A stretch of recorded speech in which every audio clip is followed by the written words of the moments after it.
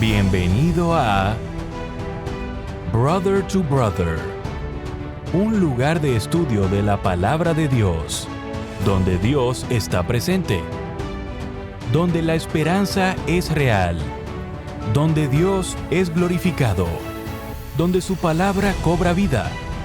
Escuela sabática, reflexiones, estudios bíblicos y más. Gracias por estar aquí.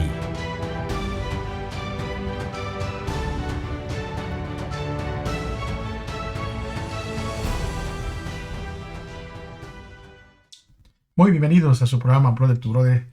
Una vez más con ustedes, Gerson Anaya, contento con el Señor porque estamos ya mucho mejor de salud, estamos restaurándonos poco a poco y es gracias a que Él permite todos estos medicamentos y todo que la ciencia avance para que nos ayude a poder mejorar nuestra salud.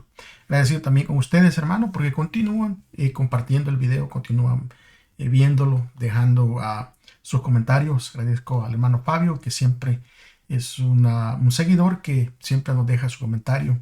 Bendiciones para usted, mi hermano. Bueno, vamos a terminar este trimestre y lo vamos a terminar de una manera muy bonita porque va a estar lleno de esperanzas este repaso de esta semana. El título ustedes lo pueden ver ahí ya en pantalla, ¿verdad? Las recompensas de la fidelidad. Y agradezco porque he visto que muchos de ustedes han sido fieles en estudiar semana a semana. Vamos entonces a poder invitar a ese maestro y director, ¿verdad?, especial, al Espíritu Santo del Señor, para que esté con nosotros, que nos ayude a comprender, a entender y sobre todo a practicar lo que vayamos a estudiar en esta semana. Y les recuerdo, ¿verdad?, traer, por favor, siempre traer su librito, ¿verdad?, el librito de estudio y también su Biblia y algo con que tomar notas. Así que reverentemente vamos a orar, por favor, todos juntos. Padre, es con gozo en nuestros corazones, una vez más, que al término de este trimestre, de estos 3 meses, Señor, que hemos estudiado juntos con mis amigos, con mis hermanos y con la iglesia, Señor, usted nos ha hablado a cada uno de nuestros corazones y nos ha hablado para que hagamos cambios en áreas necesarias de nuestra vida. Señor, y estamos a punto de comenzar este último tema de este trimestre. Y le agradecemos, Señor, porque usted es el que ha permitido todo esto. Pero rogamos que el Espíritu Santo esté con nosotros, que nos ayude, por favor, a entender cada palabra, cada mensaje que usted ha dejado para nosotros. Que lo ayude a guardar a nosotros en nuestros corazones, en nuestro entendimiento, para poder, Señor, ponerlo en práctica cuando sea necesario. Gracias por todo. Acompáñenos. En el nombre de Cristo Jesús se lo pedimos. Amén. Muy bien, amigos, hermanos, vamos entonces a poder leer nosotros nuestro versículo de memoria. Búsquelo por favor en su Biblia, Mateo 25, capítulo 25 y versículo 21.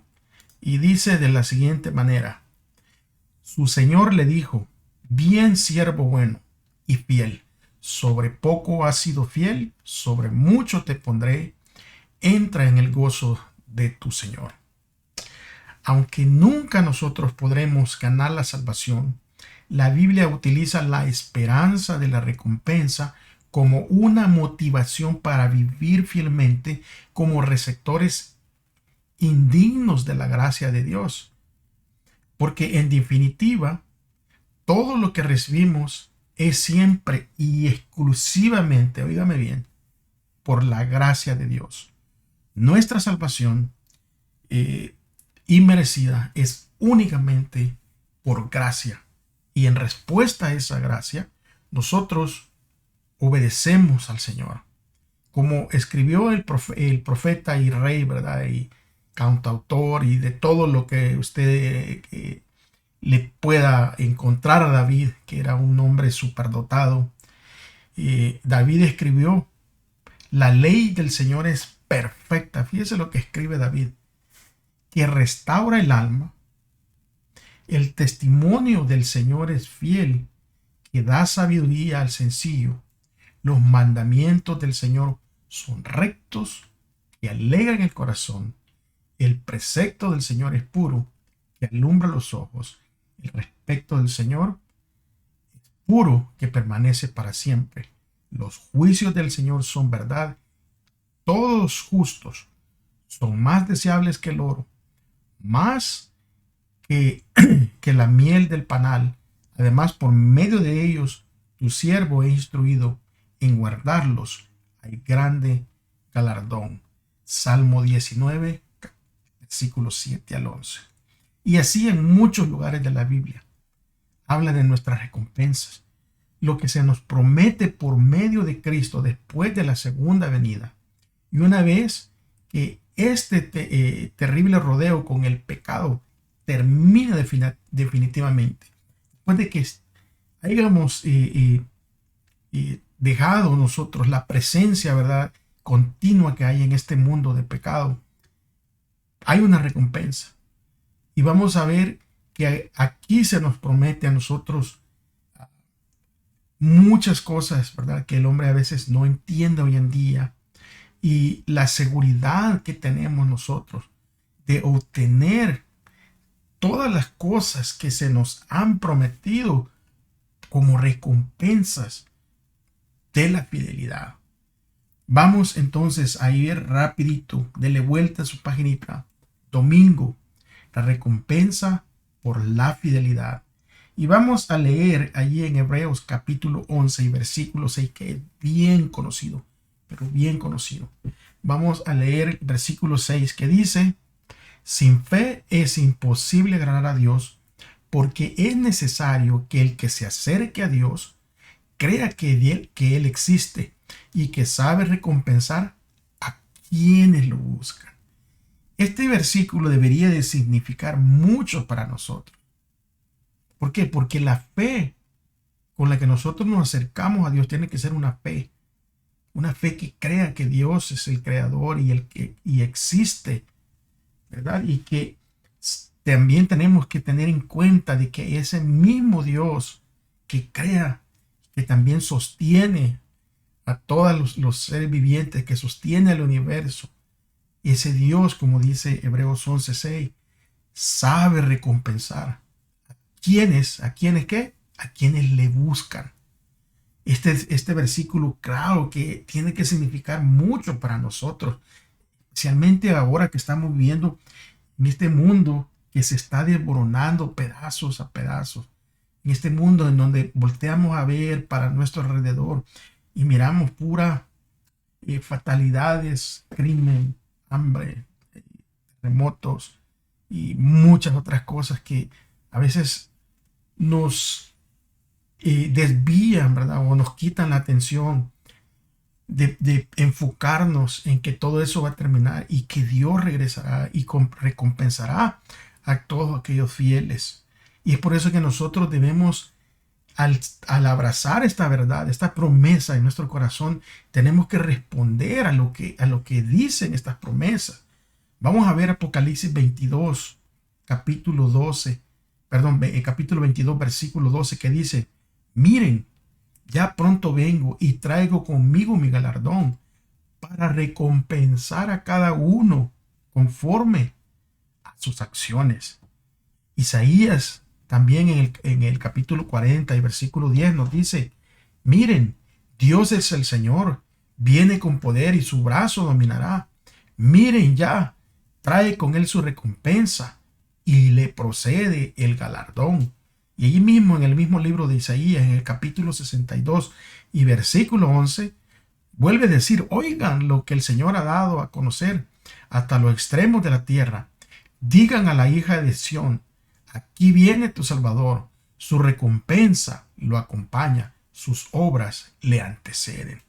Estos pasajes nos enseñan a nosotros la promesa de Dios de la recompensa para sus hijos fieles. Y como muchas cosas, ¿verdad?, espirituales, pueden estar más allá de nuestra comprensión infinita hoy en día. Porque nosotros no nos imaginamos qué es la recompensa ¿verdad? Completa, o sea, no tenemos una figura exacta, aunque tenemos indicios, ¿verdad? De lo que Dios ha prometido para nosotros. Pero cuando Él regrese, nosotros vamos a tener la vista completa, el panorama entero. Ahora, esta recompensa es para los justos, ¿verdad? Es el lenguaje a veces que se utiliza para describir la recompensa está limitado al lenguaje humano que nosotros utilizamos. Ahora esta recompensa solo la conocerán quienes sean fieles, quienes se mantengan. Fíjense que ninguna mente humana finita puede comprender en su totalidad la gloria del paraíso de Dios. Ninguna mente humana puede comprender eso. Podemos imaginarnos hasta cierto límite humano, pero no podemos pasar de allí. Por eso que Jesús concluyó las bienaventuranzas que introducían el sermón del monte con las palabras siguientes: bienaventurados son cuando los insulten y persigan y digan de ustedes todo mal por mi causa mintiendo. Y dice: gócense y alégrense porque su recompensa es grande en el cielo. Y así persiguieron a los profetas que fueron antes que ustedes, ahí en Mateo capítulo 5, versículos 11 y 12. O sea, alégrense porque la recompensa es grande en el cielo. Nosotros podemos imaginarnos con nuestra mente humana, que está limitada hasta cierto punto, pero no comprendemos en su totalidad. Es por eso que cuando nosotros miramos y leemos en el capítulo 11 de Hebreos, ¿verdad?, a todas las personas de fe, cuando el autor termina de escribir el capítulo 11 y empieza en el próximo capítulo 12, empieza explicando por qué Jesús estuvo dispuesto a morir en la cruz por nosotros. Y diciendo: por tanto, nosotros también, teniendo en derredor nuestro tan grande nube de testigos, despojémonos de todo lo que estorba y del pecado que tan fácilmente nos enreda, y corramos con perseverancia la carrera que nos es propuesta, fijos los ojos en Jesús, autor y perfeccionador de la fe, quien en vista del gozo que le esperaba sufrió la cruz, menospreció la vergüenza y se sentó a la diestra del trono de Dios. Hebreos 12, versículo 1, versículo 2. Ahora, sin embargo, el ser recompensados por la fidelidad no es lo mismo, ¿verdad?, que la salvación por obras. Son dos cosas completamente diferentes. O sea, las recompensas es para los que son salvos, los que fueron fieles y ya están en la salvación. Esa salvación que viene por gracia. O sea, no es lo mismo, ¿verdad? No vamos a confundir que, bueno, voy a hacer obras para alcanzar mi salvación, porque eso es imposible. Ningún ser humano puede alcanzar la salvación a través de las obras. La obra completa y el mérito completo es únicamente para nuestro Señor y Salvador, el Señor Jesús. Porque si nosotros miramos aquí entre nosotros, o entre cualquiera de los personajes bíblicos que nosotros tanto leemos, hizo o ahora en este tiempo puede hacer obras suficientemente buenas como para tener algún mérito ante Dios. Y allí es donde el ser humano se queda corto. Porque no hay nadie, ninguno puede hacer méritos, ¿verdad?, para ganar la salvación. Y esa es la razón, ¿verdad?, de ser de la cruz. Porque si nosotros pudiéramos salvarnos por obras, entonces Jesús nunca habría ido al sacrificio. Y eso es lo que a veces no logramos entender completamente. Y a veces confundimos y queremos esforzarnos para ganar la salvación. No. Cuando nosotros empezamos a actuar de una manera diferente, a hacer obras buenas, es porque esa salvación de gracia, ¿verdad?, esa verdadera salvación trae transformación a nuestras vidas. Porque si a la gracia, ¿verdad?, le ponemos una base de obras, entonces deja de hacer gracia.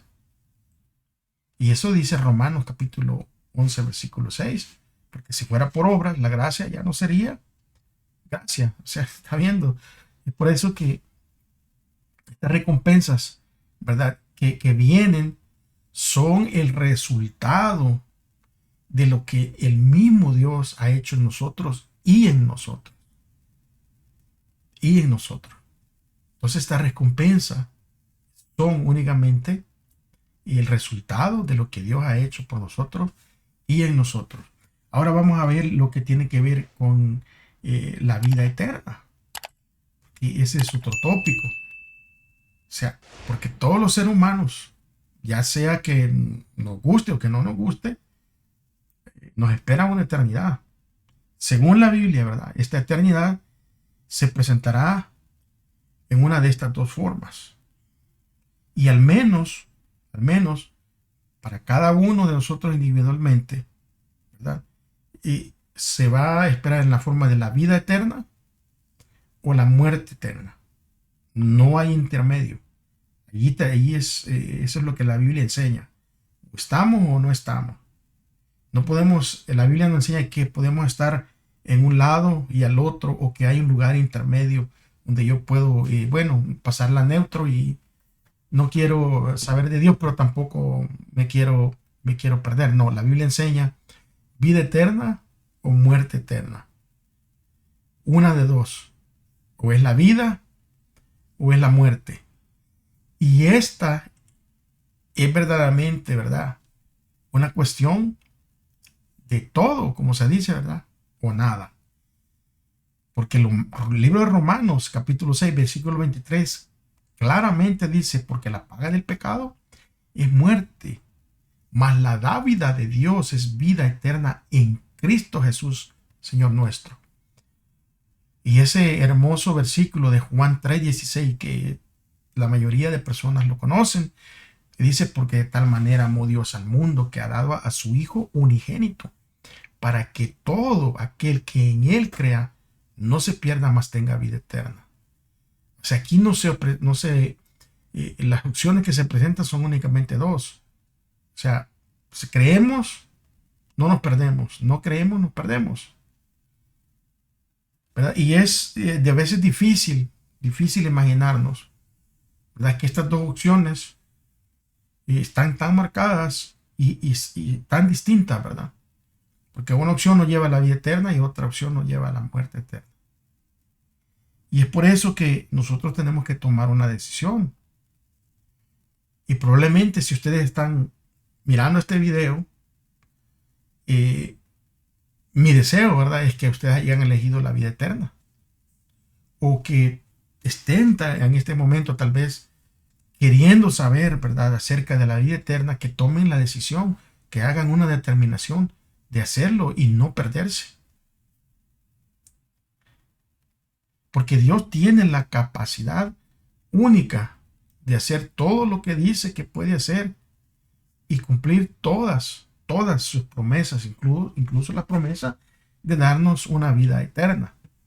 Ahora, lo que tenemos que hacer nosotros como seres limitados, caídos, finitos, es simplemente por fe creerle a Dios y abrazar y descansar en los méritos de nuestro Señor Jesús, y por fe obedecer a su palabra.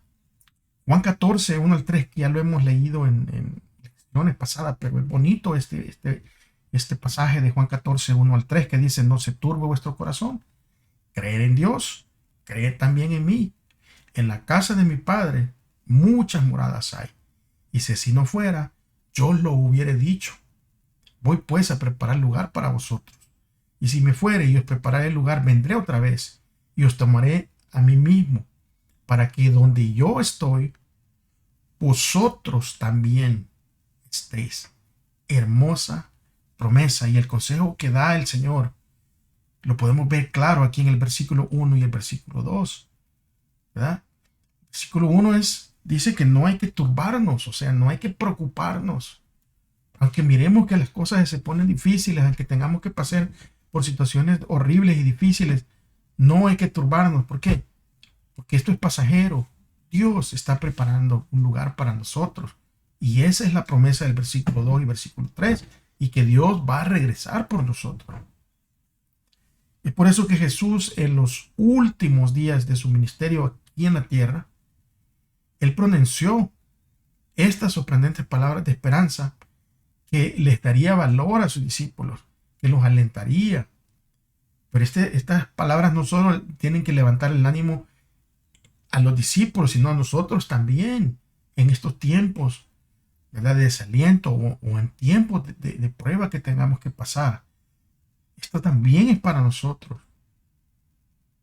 Porque Jesús vino del cielo y Jesús volvió al cielo y él prometió: vendré otra vez y lo llevaré conmigo para que donde yo esté, ustedes también estén. Esto es más que cualquier cosa. O sea, la muerte de Cristo en la cruz, en su primera venida, es una garantía, una seguridad de su segunda venida. Si estamos entendiendo. Porque si en la segunda venida, la primera venida, o sea, no serviría de nada. Todo seguiría igual. Pero la segunda venida que Dios ha prometido, que Jesús prometió regresar por nosotros, para que nosotros vivamos con Él. Eso es lo que la primera venida garantiza, su segunda venida.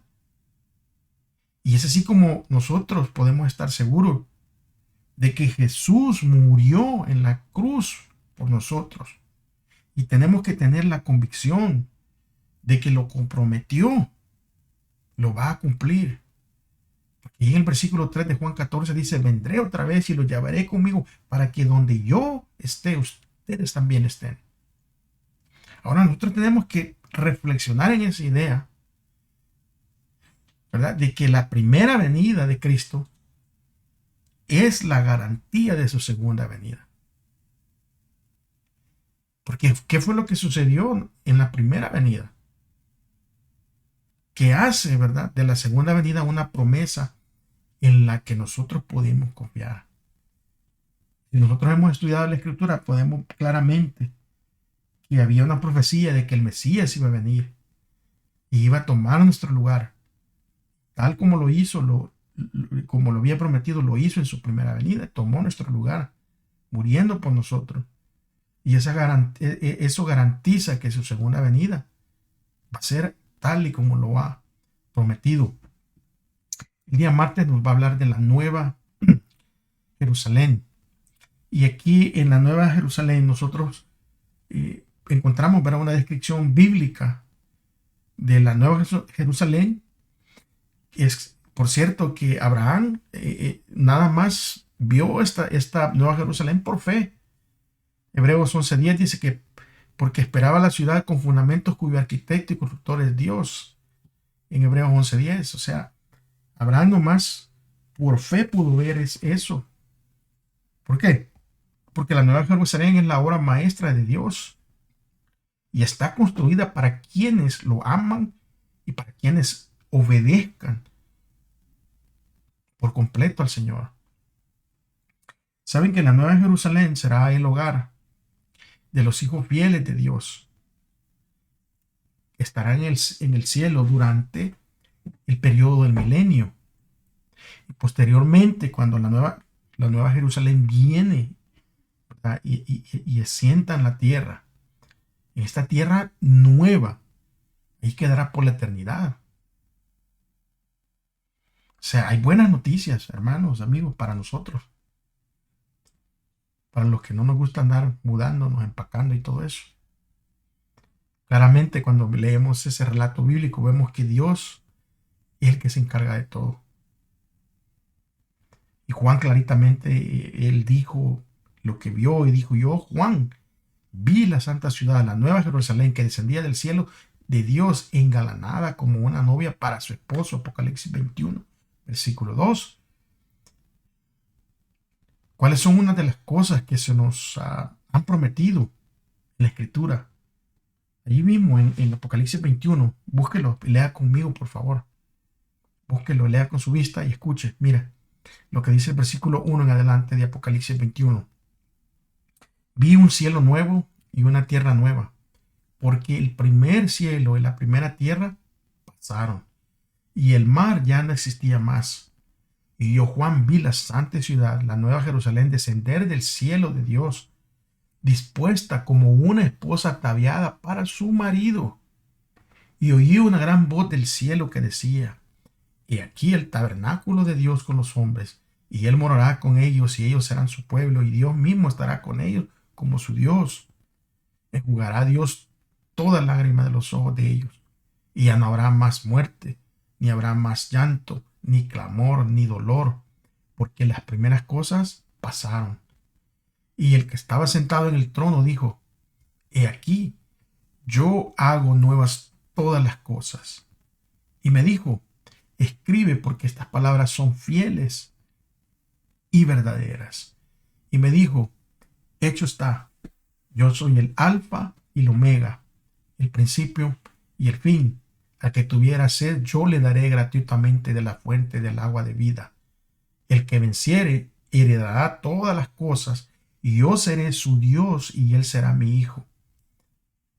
Versículo 8 dice: Pero a los cobardes, incrédulos, abominables, homicidas, los fornicarios y hechiceros, los idólatras y todos los mentirosos tendrán su parte en el lago que arde con fuego y azufre, que es la muerte segunda. Hay tantas cosas aquí que nuestra mente, que ha sido afectada por el pecado y que solo conoce este ambiente de este mundo caído, de este mundo atormentado y destruido por el pecado, nuestra mente apenas puede comprender. Ahora, lo que nosotros sí podemos entender es que estas lecturas, estos pasajes están llenos de esperanza. Porque en primer lugar, así como Jesús habitó con nosotros en este mundo caído cuando vino en la carne, recuerdo con el libro de Juan capítulo 1 versículo 14, habitó entre nosotros. En ese tiempo, en su primera venida, así morará con nosotros. De igual manera en el nuevo mundo.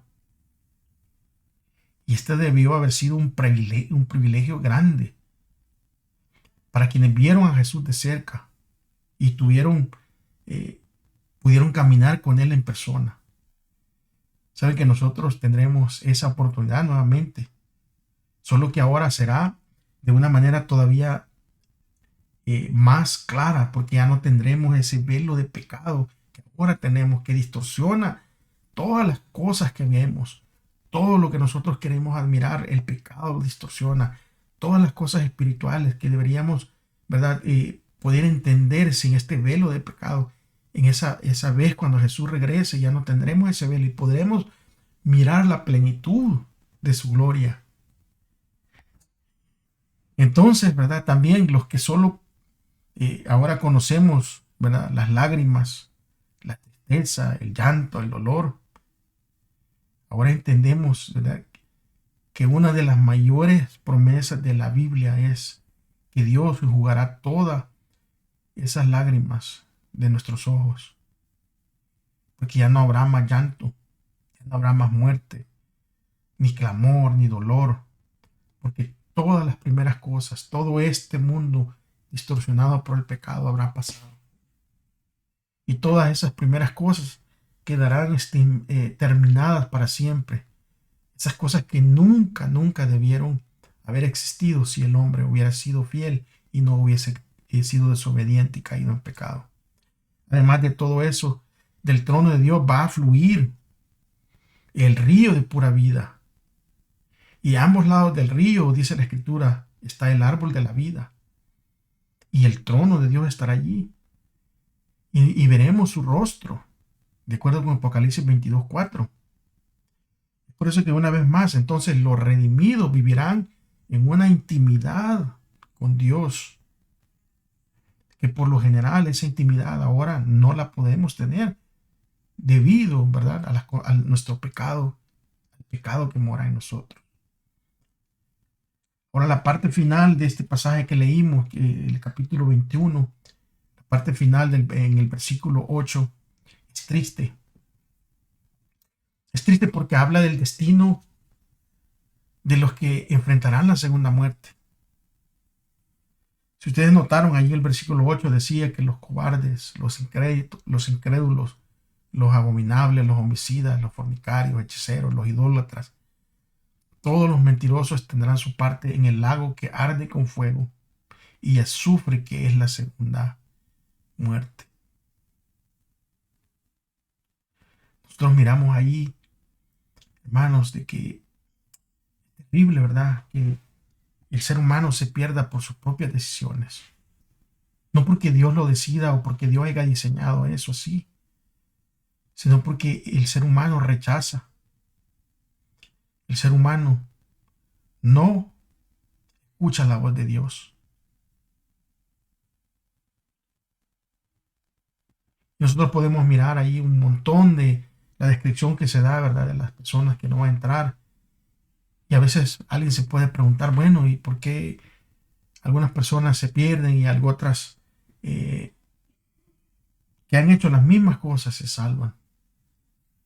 ¿Por qué? Si las dos personas hacen la misma cosa, han hecho las mismas cosas, ¿cuál es la diferencia entre el grupo que se pierde y el grupo que se salva? Bueno, la diferencia es que el grupo acepta a Cristo como su Salvador y permite, ¿verdad?, que el Espíritu Santo more en él y sea transformado.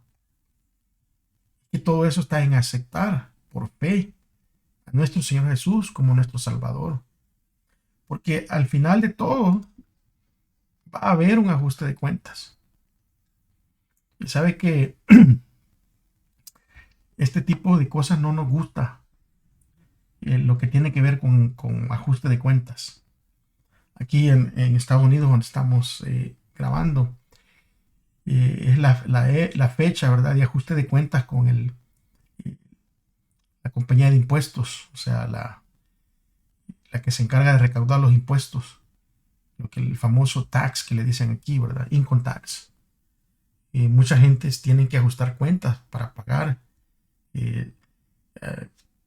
sus impuestos. Y no es una fecha muy agradable para muchos porque tienen que a veces pagar cantidades grandes, ¿verdad?, por las ventas o entradas que han tenido de dinero. Y cerca del final del ministerio, Jesús mismo, los discípulos se le acercan a Jesús y lo agarran allí, ¿verdad?, a solitas. Y los discípulos le preguntan allí en Mateo 24:3, dinos, ¿cuándo serán estas cosas? ¿Y qué señal habrá de tu venida y del fin del mundo? Y entonces el maestro, ¿verdad?, el Señor Jesús, dedica 2 capítulos a responder las preguntas de sus discípulos. El capítulo 24, el que va a hablar de todas las señales en el mundo que nos rodea, como guerras, desastres y muchas otras cosas. Y luego en el capítulo 25, Jesús habla de las condiciones en la iglesia justo antes de que Él regrese. Y lo ilustra con 3 historias, ¿verdad?, estas condiciones de la iglesia. Y una de ellas es la parábola de los talentos, que habla sobre de la manera de que el pueblo utilizó los dones que Dios le ha entregado. Vamos a leer ahí en Mateo 25, 14 al 19 para entender el contexto. Y Jesús les dice, porque el reino de los cielos es como un hombre que yéndose lejos, llamó a sus siervos y les entregó sus bienes. A uno dio 5 talentos y a otro 2, a otro 1, a cada uno conforme a su capacidad, y luego se fue lejos. Y el que había recibido 5 talentos fue y negoció con ellos y ganó otros 5 talentos. Asimismo, el que había recibido 2 ganó también otros 2 talentos. Pero el que había recibido 1 fue y cavó en la tierra y escondió el dinero de su señor. Después de mucho tiempo, vino el señor de aquellos siervos y arregló cuentas con ellos. Si nosotros miramos aquí, ¿quién es el que viaja a un país lejano? Claramente en esa parábola el Señor está hablando de Él mismo. ¿A quién le confía sus bienes? A sus siervos, a nosotros.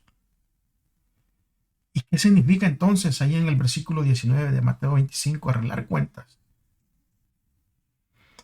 Y muchas veces pensamos en los talentos como los dones naturales que nosotros podemos tener, como cantar, hablar, predicar, evangelizar, todo eso.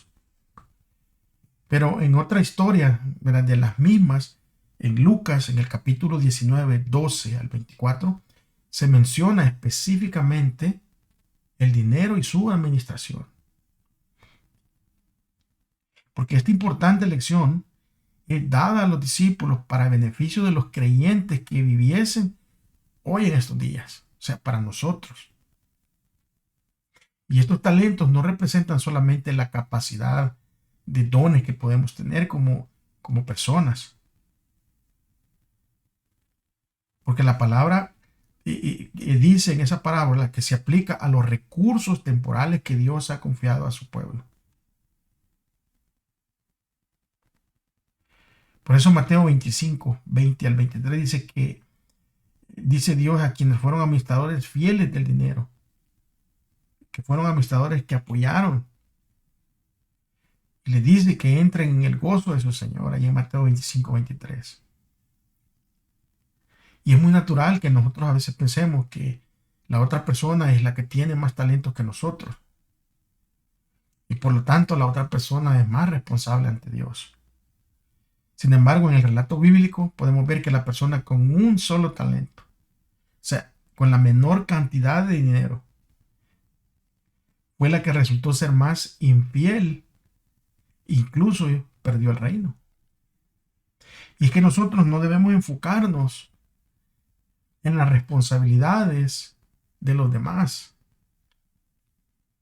Mucha gente pierde el tiempo enfocándose en ver qué hacen los demás, cuando lo que deberíamos de hacer nosotros es concentrarnos en lo que Dios nos ha confiado personalmente a cada uno de nosotros y cómo lo estamos utilizando para la honra y la gloria de su nombre.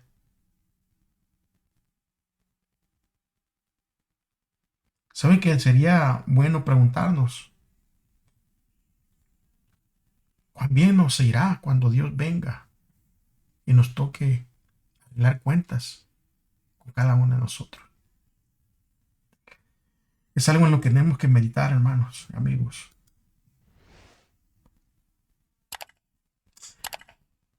La mirada puesta en el premio. Después de su conversión, el apóstol Pablo se lanzó de lleno a la causa de Cristo. Y debido a que Pablo era un hombre educado y tenía una mente, ¿verdad?, aguda, o sea que era bien inteligente, él, con todo eso que tenía de educación y de buena posición, él podría haber tenido mucho éxito desde una perspectiva mundana si él no hubiera decidido seguir la causa de Cristo. Si él hubiera decidido quedarse, ¿verdad?, en el templo, allí en el Sanedrín, con los de la alta, nunca hubiera pasado hambre, ni frío, ni persecución. Pero Pablo, al igual que Moisés, hace una elección. Hace una elección de seguir al Señor. Y con esa elección viene el sufrimiento. Porque Pablo, la escritura habla de que sufrió azotes, sufrió apedreamiento, prisión, naufragio, hambre, frío y muchas cosas más. Ahí léalo si gusta en 2 Corintios 11, 24 al 33. ¿Cómo fue capaz Pablo de soportar todo esto? La escritura lo aclara ahí en Romanos capítulo 8, versículo 16 al 18. Dice que el Espíritu mismo da testimonio a nuestro espíritu de que somos hijos de Dios. Y si hijos, también herederos de Dios y de coherederos con Cristo. Si es que padecemos juntamente con Él, para que juntamente con Él seamos glorificados. Pues tengo por cierto que las aflicciones del tiempo presente no son comparables con la gloria venidera que en nosotros ha de manifestarse. Sé que Pablo tenía su vista no en el presente que estaba viviendo en ese momento, porque estaba siendo perseguido, porque estaba siendo azotado, porque estaba siendo apedreado, porque había naufragado. No, él dice, por cierto, todas esas cosas, todo este tiempo de aflicción presente de hoy, no se comparan con la gloria venidera. O sea, no se compara con el premio que Dios nos va a dar. Y es por eso que su vista, su mirada estaba puesta en el premio. Porque para Pablo saber que él era un hijo de Dios influyó en su fidelidad. Y es justamente lo que tiene que suceder con cada uno de nosotros. Si nosotros nos hacemos llamar hijos de Dios, ese llamado tiene que influir en nuestra fidelidad en todos los ámbitos. Y teníamos que nosotros darle el valor, el mismo valor que Pablo le da a la recompensa de los fieles. Porque fue así como él se mantenía animado en su sufrimiento. El sufrimiento que llevaba por la causa, por amor a Cristo. Incluso escribió desde la prisión: hermanos, no considero haberlo ya alcanzado, pero una cosa hago, decía. Olvido lo que queda atrás, me extiendo a lo que está adelante y prosigo a la meta, hacia el premio del soberano llamado celestial en Cristo Jesús. Filipenses 3, 13 y 14. Si nosotros leemos 1 de Timoteo 6, versículos 6 al 12, nos vamos a dar cuenta cómo dice el versículo 6 en adelante: pero gran ganancia es la piedad acompañada de contentamiento, porque nada hemos traído a este mundo y sin duda nada podremos llevarnos. Así que teniendo sustento y abrigo estaremos contentos con esto. Porque los que quieren enriquecerse caen en tentación y lazo y en muchas codicias necias y dañosas que hunden a los hombres en destrucción y perdición. Porque raíz de todos los males es el amor al dinero, el cual, codiciando algunos, se extraviaron de la fe y fueron traspasados de muchos dolores.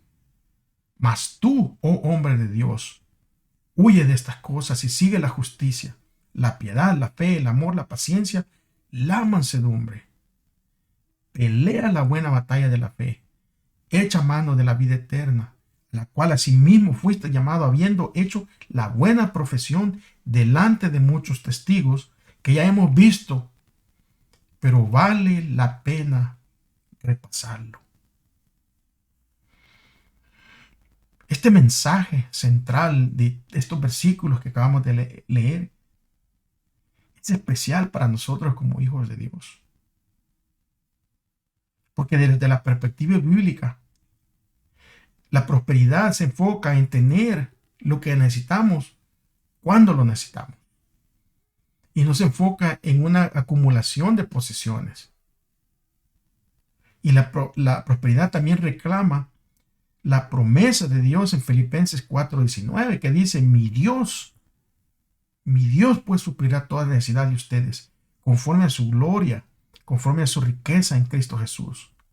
Finalmente, la prosperidad es estar agradecido por lo que tenemos en el Señor y confiar en Él en todas las cosas. Que Dios no promete a sus hijos que todos serán ricos en bienes en este mundo. Más bien dice que todos los que viven una vida piadosa sufrirán persecución. Pero lo que Él ofrece al final es mejor que cualquier riqueza mundana. El mismo Dios ha dicho: supliré tus necesidades y donde quiera que vayas estaré contigo. Entonces, al final les dará a sus fieles las verdaderas riquezas, verdaderas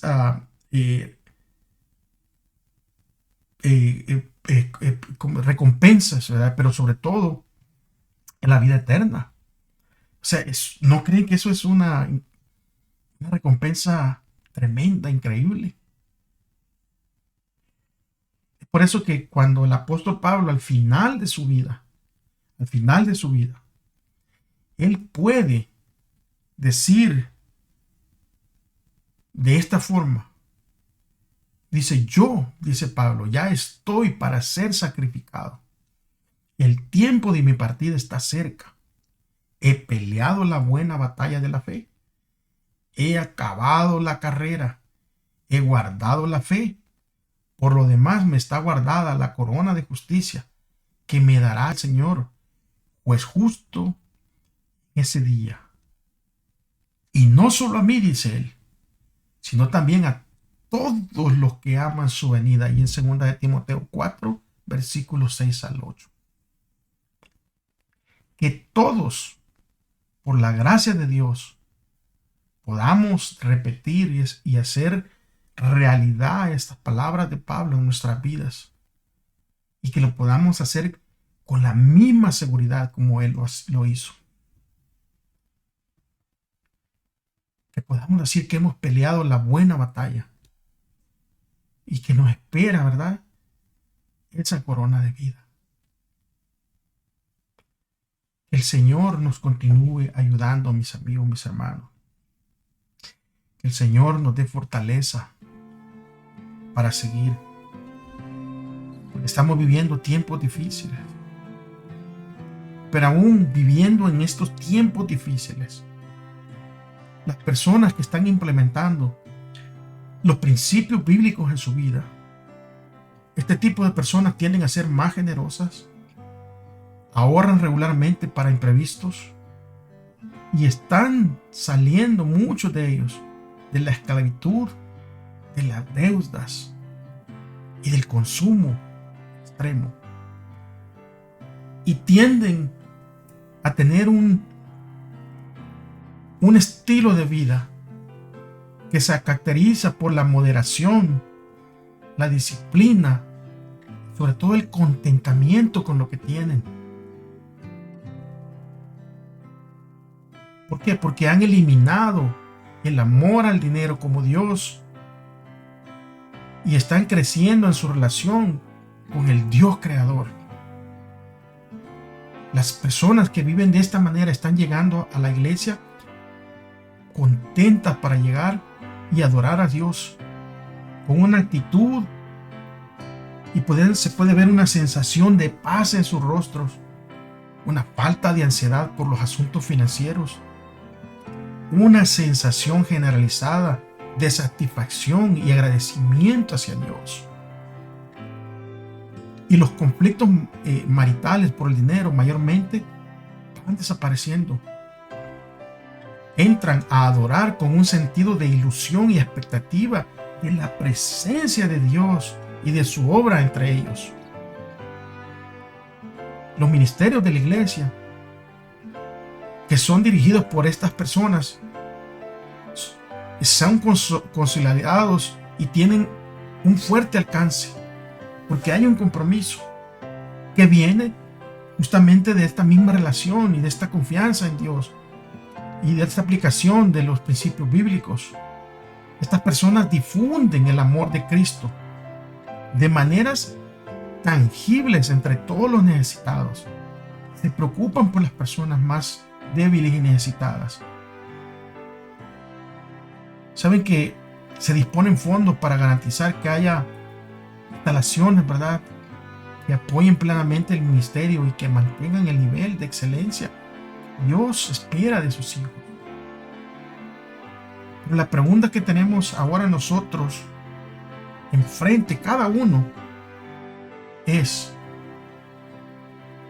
¿qué nos está llamando Dios a hacer con los recursos que Él ha confiado en nuestras manos? Esa es una pregunta válida que todos y cada uno de nosotros debemos de hacer. Muchas gracias, amigos, muchas gracias, hermanos, por haberme acompañado hasta el final. Continúen orando, continúen clamando a Dios para que Él transforme nuestras vidas y podamos ser personas diferentes. Que le quitemos el amor al dinero, que le quitemos el amor a ganar. Y Satanás es astuto, hermanos, amigos. Satanás se está metiendo en las iglesias, con los líderes, con los pastores, a que quiten el enfoque Hay muchos en estas redes, en estos sistemas, en estas plataformas, que el enfoque no es ni siquiera el mensaje, sino que el enfoque es cuánto voy a ganar por subir este video, cuánto voy a ganar por hacer estas transmisiones. Pidámosle al Señor que cada uno de nosotros reflexionemos y nos enfoquemos en lo que el Señor nos ha llamado a hacer, a predicar su evangelio, porque Él pronto regresa. Y amigo y hermano que estás viendo este video, el anhelo de Dios y el anhelo de su iglesia verdadera y el anhelo de cada cristiano verdadero tiene que ser que ninguno de ustedes se pierda. Que el Señor me los bendiga. Cuídense mucho. Nos veremos aquí, primero Dios, la próxima semana, comenzando una nueva temática, un nuevo trimestre. Oren por esos nuevos temas, oren por que podamos nosotros enriquecer nuestra sabiduría para poder dar una respuesta con gracia y con respeto a aquellos que preguntan acerca de la segunda venida del Señor. Si Dios nos ha regresado, aquí estaremos. Si no nos ha llamado al descanso, aquí estaremos. Pero recuérdese, amigo, mi hermano, si usted dice que ama a Dios, ame a su prójimo. Hasta la próxima. Bendiciones.